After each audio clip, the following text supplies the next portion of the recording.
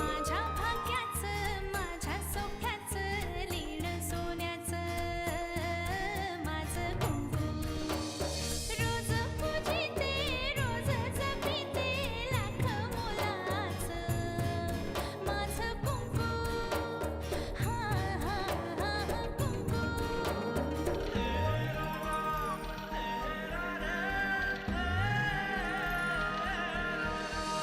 मन माझे घर झाले त्याचे मोर स्वप्नांचा दारी नाचे शब्द त्याचे अमृताचे स्पर्श त्याचे चांदण्याचे त्याच्या श्वासाचे त्याच्या डोळ्याचे गुज सांगते माझं कुंकू हा हा हा कुंकू हा हा हा कुंकू तुम्ही नका बोलत हवं तर माझ्याशी पण माझा हा अधिकार माझ्यापासून हिरावून घेऊ नका. 2 दिवसात फी नाही भरली तर हॉस्टेल खाली करावं लागणार आहे. मी पण बघते त्यांचा हट्ट जास्त दिवस टिकतोय का माझा. त्या वनिता प्रकरणाचा कायमचा बंदोबस्त केलाय. बाबांची तब्येत कशी आहे आता? तेच सांगण्यासाठी फोन केला होता. आता बाबांची तब्येत एकदम मस्त आहे. मी फक्त कधी निघू ते सांग. नरशिंह आपल्या कर्मानं मरणार हे नक्की. आपण फक्त निमित्त मात्र व्हायचं. मला यांना काहीतरी सांगायचं होतं. आलास का बाबा? जेवण वाढायला सांगायचं? लगेच पोटात नुसती कावळ्याने काव काव सुरू केले. अगं बाई एवढी भूक लागली म्हणजे दिवसभर काही खाल्लं नाहीस का? तसं नाही, वाकणीसरांनी 2-3 वेळा काहीतरी आणलं होतं पण कामापुढे काही सुचलंच नाही मला. आज बरेच दिवसांनी तुला असं मन लावून काम करताना पाहते. होतास कुठे दिवसभर? मंत्रालयातच होतो. बरीच कामं होती, सगळे उरकून टाकली आणि दाखवून दिलं सगळ्या लोकांना कामं कशी पटापटा करायची असतात ते. अरे पण हे सगळं करताना आपल्या खाण्यापिण्याकडे लक्ष नको का द्यायला? श्रीपूर मतदारसंघाची निवडणूक माझ्यासाठी खूप महत्वाची आहे. तिथे जिंकणं खूप महत्वाचं आहे. त्यामुळेच दिल्ली दरबारी थोडं वजन वाढेल आणि माझी प्रतिमाही उंचावेल.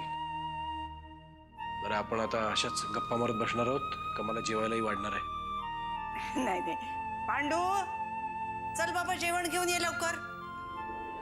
ये ग बाई, तुझ्या नवऱ्याला एवढी भूक लागली आहे की काही विचारू नकोस. आता तूच वाढ त्याला. आणि हे काय, हा डबा कसला? आईने यांच्यासाठी लाडवांचा डबा पाठवलाय. बेसनाचे लाडू आहेत, यांना आवडतात ना म्हणून. अरे वा, म्हणजे आज जेवणाबरोबर हे लाडू पण फस्त होणार तर. मला भूक नाही आहे. अरे आता तर म्हणत होतास ना पोटात कावळे ओरडतात. सांगितलं ना, मला भूक नाही आहे.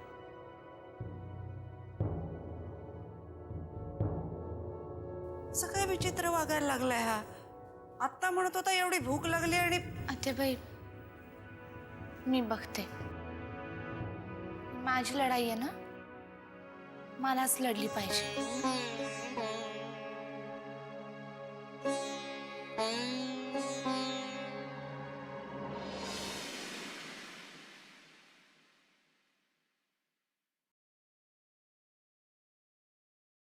काकू,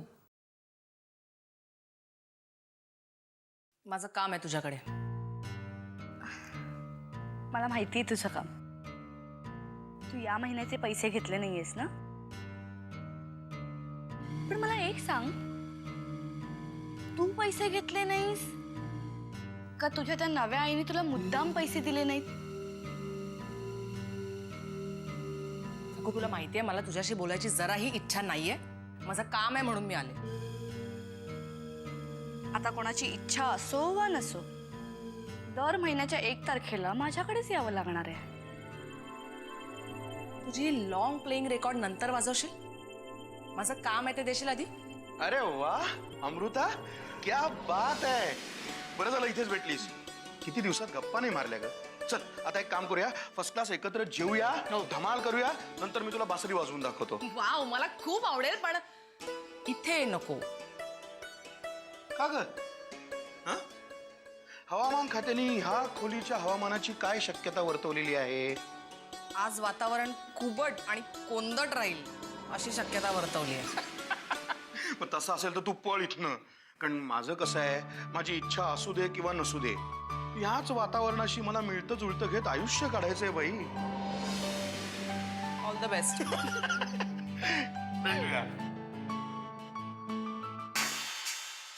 बरं वाटलं ना तिच्यासमोर माझी टिंगल करताना? कमॉन, आम्ही गंमत करत होतो आता. तुम्ही गंमत करत असाल पण ती गंमत करत नव्हती. पहिल्या लहान आहे ती, सोडून दे ना, विसरून जा. काय लक्ष देतेस? चल आज मी तुला बासरी वाजवून दाखवतो. माझ्या कमरेला नुसत्या चाव्या येऊन काही उपयोग नाहीये. त्याचं महत्व लोकांना पटायला हवं, कारण अजूनही सगळे माझ्याशी टाकूनच बोलताय. आता तू विषय काढलायस म्हणूनच सांगतो. नुसता अधिकार मिळून मान मिळत नाही अहिल्या. तो मिळवण्यासाठी ना घरातल्या लोकांची मनं जिंकावी लागतात. मग काय करू त्या माणसांची मनं जिंकायला? बासरी वाजव तुमच्यासारखी. You may try.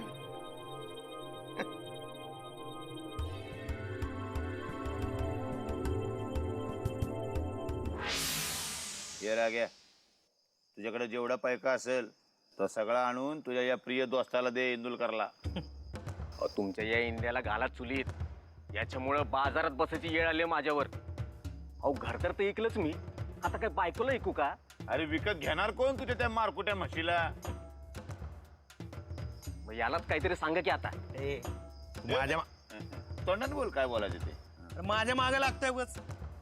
अरे येड्या, शेटचं डोकं लय डेंजर आहे. मला सांगतो आता. आणि तू काहीतरी सुचव त्यांना, आणि तुझ्यामुळे मीच गोते द्यायचो.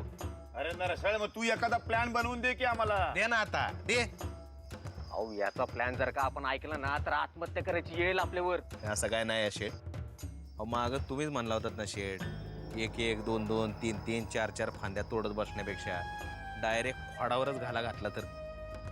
म्हणजे काय म्हणायचं काय तुला? म्हणजे उगाच आपलं त्या बामण्याला हाकल, त्या आईलेला डिवच, त्या म्हातारीच्या मारण्याची वाट बघ, हे सगळ्या फालतून किरकोळ गोष्टी करत बसण्यापेक्षा डायरेक्ट नरसिंहरावावरच अटेम्प्ट केला तर पुन्हा एकदा. अगं बाबो, अहो याला आवरा कोणीतरी. अहो शेठजी, हा आपल्या पुढच्या 7 पिढ्यांना नरकात घालवायला बसलाय. आणि चुकून जर का नरसिंहरावांना कळलं ना. हे गप आहे, गप.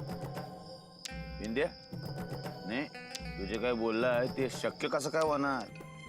दादाला मारायची सुपारी म्हणजे कमीत कमी 25 लाखाची. आपलं आधीच ठरवलेलं आहे. अहो शेठ, 25 लाख रुपये जमा करणं आपल्यासाठी काय अवघड आहे काय? तू काय टिंगल करतो का रे माझी? नाही. अहो शेठ, 25 लाख रुपये देणारा एक माणूस आहे ना आपल्याकडं. कोण? नरसिंहराव किल्लेदार.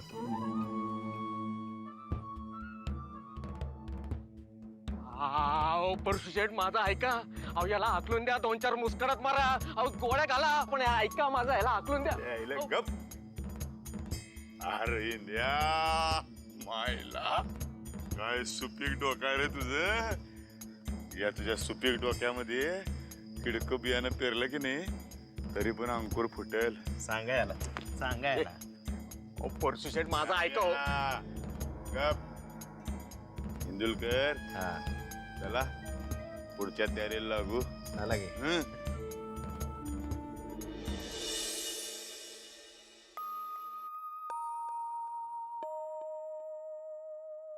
साहेब जेवण.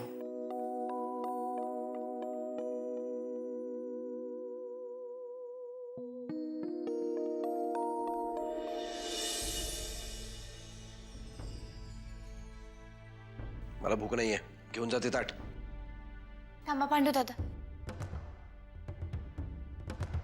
मला सांगा, हे ताट कोणी भरलंय? आत्याबाईंनी. इथे घेऊन यायला कोणी सांगितलं होतं? आत्याबाईंनीच. स्वयंपाक करताना आज मी कुठे उभी होते? असं काय विचारताय वहिनी साहेब? जेवढं विचारते तेवढ्याचीच उत्तरं द्या. कुठे उभी होते मी? स्वयंपाकघराच्या बाहेरच होता. आता जेवतील ते. वहिनी साहेब, तुम्हाला पण वाढू का? तुम्ही सुद्धा सकाळपासून काही खाल्लं नाहीये. नको, मी माझ्या हाताने वाढून घेईन. तुम्ही जा आता. फक्त जाण्याआधी यांना विचारा, स्वतः जेवणार आहे का आत्याबाईंना पाठवू भरवायला? तिला म्हणावं तेवढी अक्कल आहे मला. तुम्ही गेला नाहीत अजून?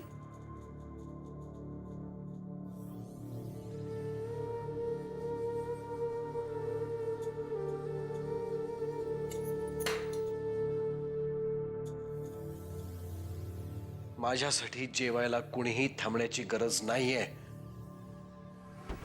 मी जानकी जानकी जानकी मी बोलत असताना माझ्याकडे पाठ फिरवून जाण्याची कोणी हिंमत केलेली नाही आजपर्यंत. मग आता मी काय करू ते तुम्हीच सांगा. मी तुमच्याशी बोलायला आले तर तुम्हाला चालत नाही. तुम्हाला तुमच्या डोळ्यासमोर सुद्धा नकोय मी. दूर गेले तरी तुम्ही रागवता. मी काय करू? मला फक्त एवढंच म्हणायचंय, माझ्यासाठी जेवायला थांबण्याची काही गरज नाहीये. निदान उपाशी राहण्याचा अधिकार तरी मला असू द्या. कोणी उपाशी राहायचं कोणी खायचं हा ज्याचा त्याचा प्रश्न आहे. माझ्याशी काही संबंध नाही त्याचा. मग मी माझ्या नवऱ्याची किती वाट पाहायची? त्याच्यासाठी जेवायला थांबायचं का नाही हा सुद्धा माझा प्रश्न आहे. बाकीच्यांनी त्यात बोलू नये. माझ्या नवऱ्याने सुद्धा. धुळीचं काम पायावर जाऊन बसायचं एवढंच असतं. पुढे ते झटकली जाणार किंवा तिचं काय होणार तुला माहित नसतं.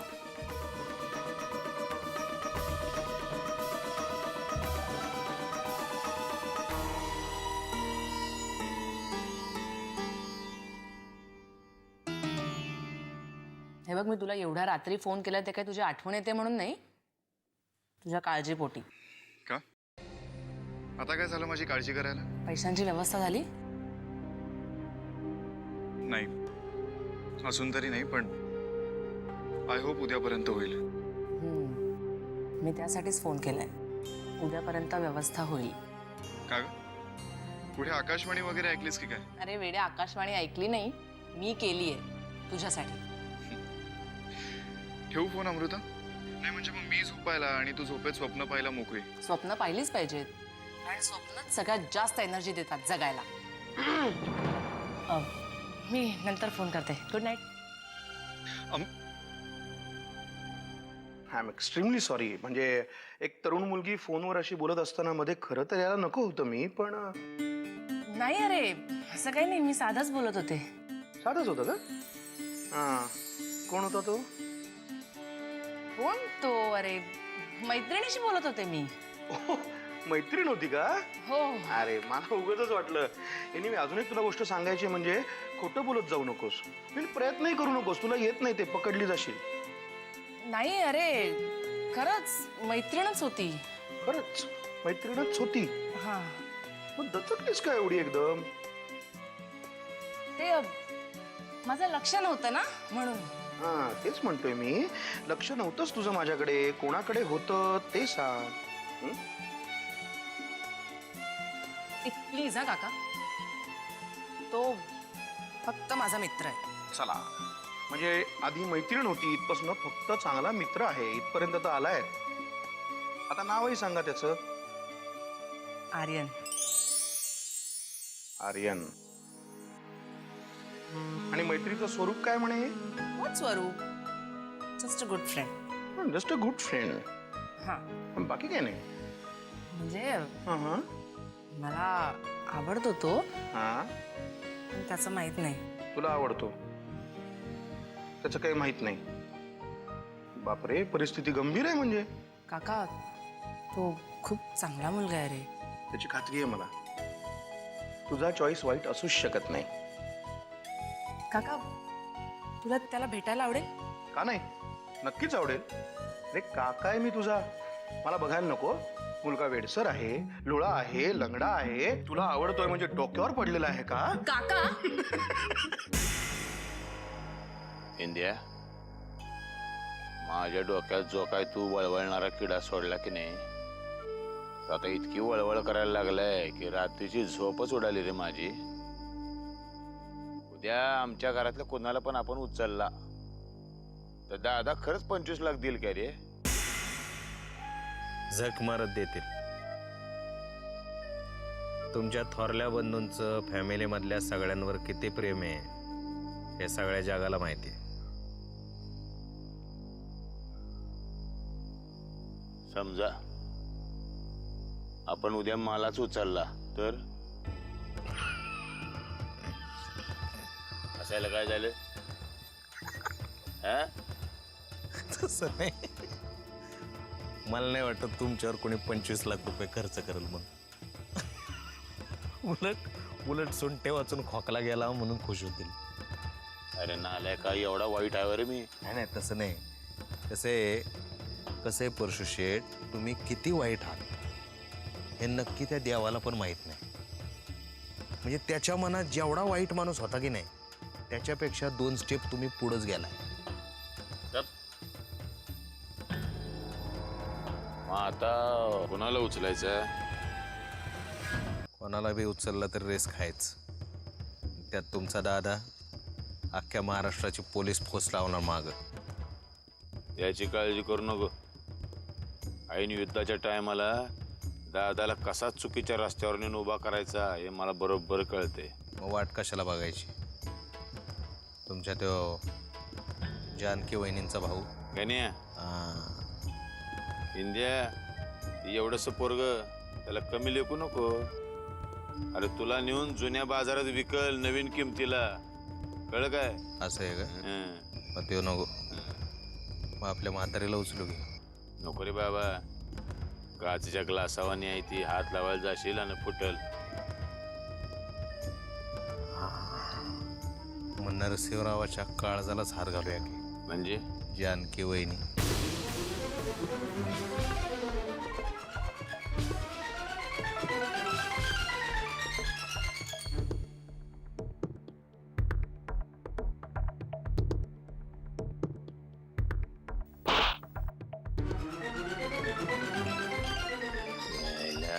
पुन्हा जानकीचं नाव काढायचं नाही. हा जानकी माझी आहे. नरसिंह मेल्यानंतर माझ्या नावाचं कुकू लावणार आहे ती कपाळाला. तेव्हा जानकी नाही. दुसरं कोणतरी. आता दुसरं कोण उरलंय तुमच्या फॅमिलीत? सगळे तर सांगून झाले. दादाचा जीव 2 पोपटात अडकलाय. एक पोपट म्हणजे जानकी आणि दुसरा अमृता.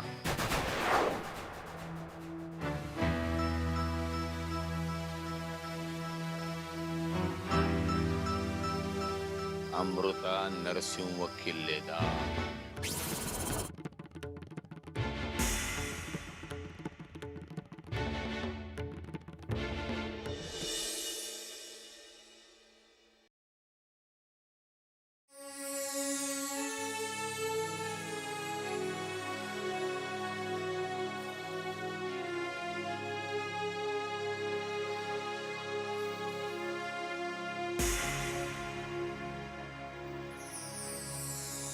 रात्री जेवलीस की नाही? गण्या इथे. तुझी ताई जेवली काय? मला नाही माहित. ती म्हणत होती की तिचा उपवास आहे. तिला म्हणा उपवास फक्त 1 दिवसाचा असतो. सोडायला सांग तिला. हे ताई, भाऊजी काय बोलतायत कळतंय की नाही? तू जास्त चोमडेपणा करू नको. आधीच सांगते. गणेश तिला म्हणाव उपवास धरलेला असताना चिडचिड करू नये. एक शब्द जरी बोललास ना मार खाशील. तिला सांग या घरात या आवाजात फक्त मी बोलू शकतो. बसा बोलत. मला खूप काम आहे.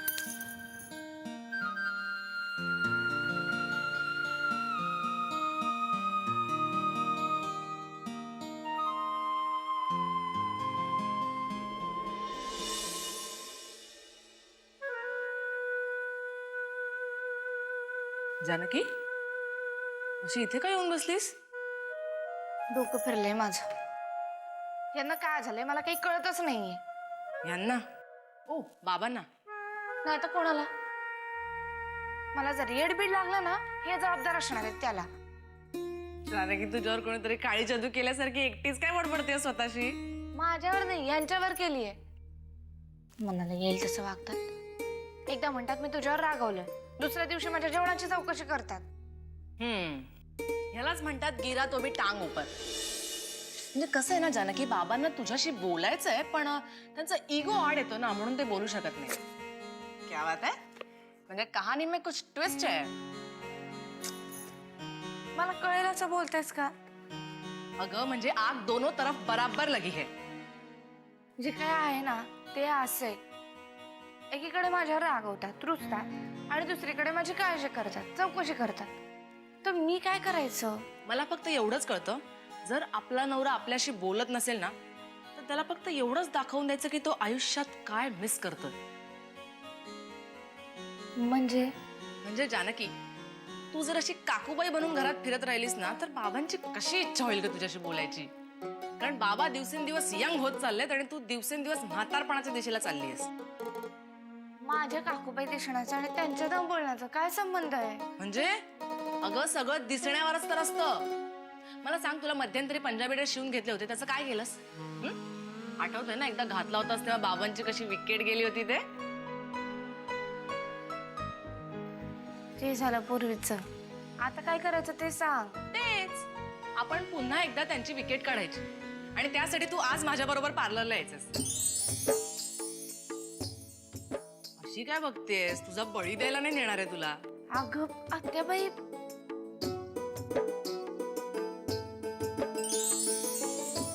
ते तू माझ्यावर सोड.